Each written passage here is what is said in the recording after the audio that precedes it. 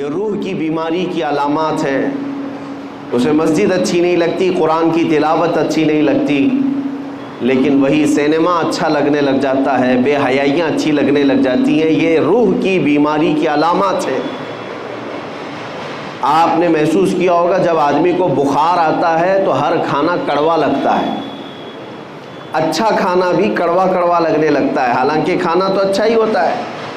آپ روٹی کھائیں، چاول کھائیں، سالن کھائیں، لیکن منہ کا مزہ نہیں آتا. شدت کے بخار میں ہر چیز کے اندر کڑواہٹ کیوں آتی ہے؟ کیونکہ آپ کے اندر بیماری ہے، بخار. اسی طرح سے نیکیاں اگر کسی کو کڑوی لگتی ہیں تو روح بیمار ہے. روح کی بیماری جب کبھی کسی کے اوپر آتی ہے تو اسے اللہ تعالیٰ کی طرف بڑھنے والے راستے کٹھن لگنے لگ جاتے ہیں، کڑوے لگنے لگ جاتے ہیں.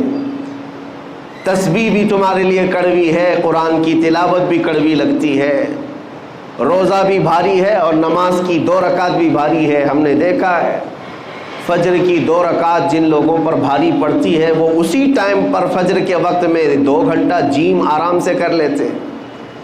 بڑے بڑے لوہے کی آلہ جات اٹھاتے ہیں، استعمال کرتے ہیں، سب ٹھیک ہے، لیکن 2 رکعت بھاری پڑتی ہے. روح کی بیماری ہے.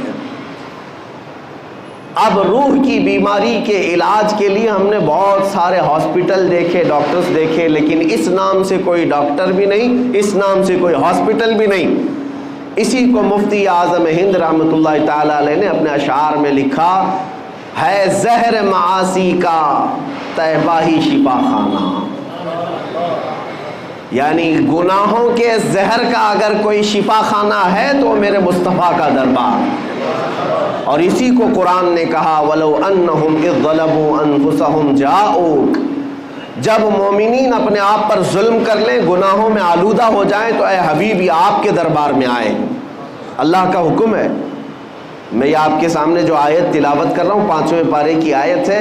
اللہ تعالیٰ فرماتا ہے رسول یہ آپ کے دربار میں آ جائیں. فَاسْتَغْفَرُوا اللَّهَ وَاسْتَغْفَرَ لَهُمُ الرَّسُولُ. آپ کے پاس پہنچ کر کے اللہ کی بارگاہ میں یہ مغفرت طلب کریں، توبہ کریں. اور پھر دوسرے نمبر پر اللہ یہ فرماتا ہے رسول بھی ان کے لیے سفارش کریں. رسول بھی آنے والوں کے لیے سفارش کریں. اب آگے نتیجہ رزلٹ کیا ہوگا؟ اللہ فرماتا ہے لَوَجَدُوا اللَّهَ تَوَّابًا رَحِيمًا. تو پھر وہ لوگ دیکھیں گے عنقریب کہ اللہ بہت رحم کرنے والا اور توبہ قبول کرنے والا.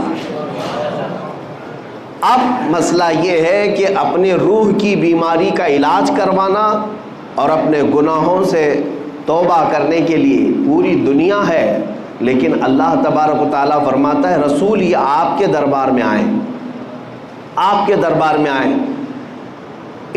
اس آیت پر عمل کے اعتبار سے میں آج آپ کو بتاتا ہوں. ایک صحابی تھے ماعز اسلمی رضی اللہ تعالیٰ عنہ. ان سے ایک گناہ سرزد ہوا اور بے چینی بڑھنے لگی تو بارگاہ مصطفیٰ میں آئے. صحابہ بیٹھے تھے اور عرض کیا یا رسول اللہ صلی اللہ علیہ وسلم مجھ سے خطا ہو گئی. حضور نے فرمایا بتاؤ کیا غلطی ہوئی، کیا خطا ہے؟ انہوں نے کہا بتا نہیں سکتا سب کے سامنے، بتانے میں مجھے شرم محسوس ہوتی ہے. حضور اکرم صلی اللہ علیہ وسلم نے فرمایا بتاؤ تو صحیح، تمہارے متعلق علاج بتایا جائے گا. اب مجھے آپ کو یہی بتانا ہے کہ صحابی رسول ہیں، ایمان کے اعلیٰ درجے پر ہوتے ہیں صحابی. جب ان سے گناہ سرزد ہوا، خطا سرزد ہوئی، تو مسجد بھی موجود تھی، خانہ کعبہ بھی ہے.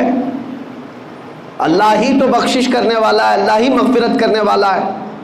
اس صحابی رسول نے مسجد کا رخ کیوں نہیں کیا، خانہ کعبہ کے پاس کیوں نہیں گئے، سیدھے بارگاہ مصطفیٰ میں کیوں آئے؟ صحابی کا عمل یہ بتاتا ہے کہ پہلے رسول کی سفارش ضروری ہے. رسول کریم صلی اللہ تعالیٰ علیہ وسلم اگر سفارش فرما دے تو اللہ توبہ جلد قبول فرمائے گا. وہ آئے، نبی اکرم صلی اللہ تعالیٰ علیہ وسلم نے جب پوچھا تو انہوں نے کہا مجھ سے زنا ہو گیا.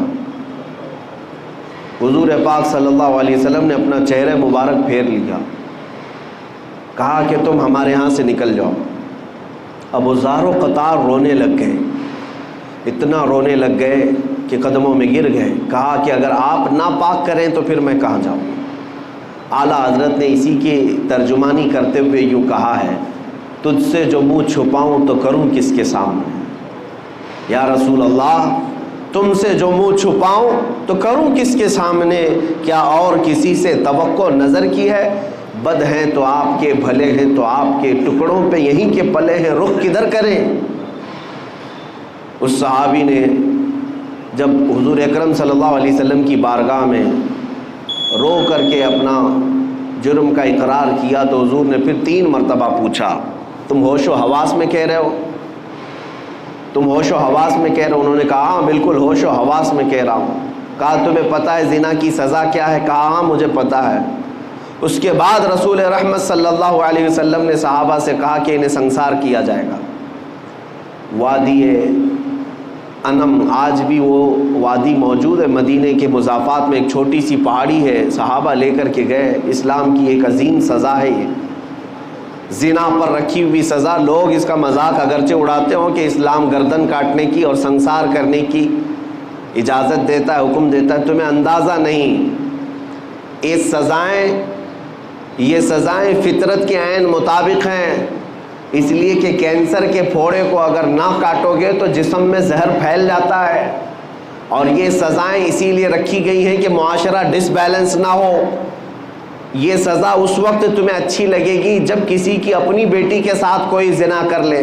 ہم نے ان لوگوں کے بارے میں بھی سنا ہے جن کا تعلق اسلام سے نہیں ہے, لیکن جب ان کے گھروں کی بچیوں کا ریپ ہوتا ہے تو وہ اعلاناً یہ کہتے ہیں کہ ہماری بچیوں کے ریپسٹ کو اسلام جو سزا دیتا ہے وہی دی جائے. وہ اس چیز کا مطالبہ آج بھی کر رہے ہیں. یہی تو بات ہے میرے عزیزو, جس طرح تمہاری بیٹی کی عصمت تمہارے لیے عزیز ہے, اسلام ہر بیٹی کی عزت کو وہی عزت مقام دیتا ہے. ہر بیٹی کی عزت کا مقام ہے. انہیں سنسار کرنے کے لیے لے جایا گیا اور صحابہ نے انہیں سنسار کر دیا. ان کی روح پرواز کر گئی. واپس جب آئے رسول رحمت صلی اللہ تعالیٰ علیہ وسلم, یہ اللہ کے قوانین ہیں, اللہ کے حدود ہیں, اس پر عمل کرنا ضروری ہے, لیکن تقاضۂ بشریت یہ ہے کہ دل بھی تو کسی سے لگا رہتا ہے. حضور پاک صلی اللہ تعالیٰ علیہ وسلم غمگین تھے, آنکھوں سے آنسو تھے, حضور گئے نہیں تھے. صحابہ جب آئے تو حضور نے پوچھا میرے ماعز کو جب مار رہے تھے تم لوگ تو وہ کیا کہہ رہے تھے؟ تو صحابہ نے کہا یا رسول اللہ, ان کو جب مارا جا رہا تھا تو وہ یہ کہہ رہے تھے ترحم لنا یا رسول اللہ, اے اللہ کے رسول مجھ پر رحم کر دیجیے. انہوں نے خود سے اقرار کر کے وہ سزا کو لیا ہے, زبردستی پکڑ کر کے ان کو سزا نہیں دی گئی. ماعز اسلمی جانتے تھے کہ اگر میں دنیا کی سزا لے لوں گا تو محفوظ, اگر قیامت کی سزا کا انتظار کیا تو اس سے 99 گنا زیادہ سزا ہو سکتی ہے. وہ صحابی جانتے تھے, اسی لیے دنیاوی سزا کو انہوں نے ترجیح دی, خود سے قبول کیا کہ مجھے یہی سزا دو, آخرت کی سزا کا میں انتظار نہیں کرنا چاہتا. بہرحال بات یہ ہے کہ وہ بارگاہ مصطفیٰ میں گئے, سزا تو ہوئی, لیکن جیسے ہی ایک صحابی نے بڑھ کر کے کہا آقا میرے ہاتھ میں اونٹ کی ایک ہڈی تھی, میں نے وہ لے کر کے ماعز کی کھوپڑی پر مارا تو ان کی کھوپڑی پٹ گئی اور خون میرے جسم پر آ کر گرا, تو میں یہ سوچ کر کے ہٹ گیا کہ گنہگار کا خون ہے. میرے آقا کو جلال آ گیا, کھڑے ہو گئے, کہا اپنے جملوں کو واپس لو, وہ میرے دربار میں آ کر توبہ کر کے گیا ہے. یہ سزا جو دی جا رہی تھی وہ حدود قائم رکھنے کی سزا ہے, نظام عدل ہے, یہ قانون ہے, لیکن تم نے کیسے کہا کہ وہ گنہگار کا خون تھا, پاپی کا, خطاکار کا خون تھا. تم اپنا جملہ واپس لو, اس لیے کہ ابھی جبرائیل امین میرے پاس آئے تھے اور یہ بشارت دے کر کے گئے یا رسول اللہ آپ کے ماعز نے ایسی توبہ کی ہے کہ اس کے عوض اللہ نے پورے مدینے والوں کے گناہ معاف کیے.